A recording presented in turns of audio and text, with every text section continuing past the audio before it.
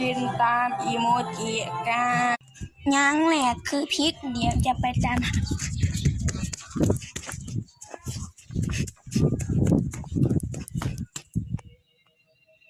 จะละ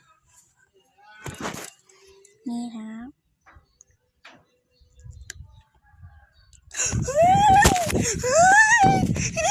อย่างที่สองใบยะนางมันพูดว่าถูกไหมวะ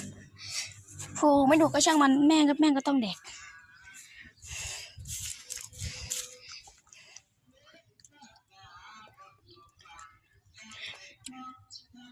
อย่างที่สามมะม่วงเดี๋ยวไปถ่ายต้นมะม่วงกันนะ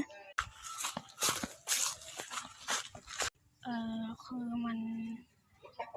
ไปไม่ถูก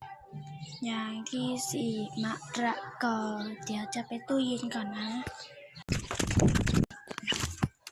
ไม่มีจบคลิปก่อนนะไม่มีที่อะไรกิน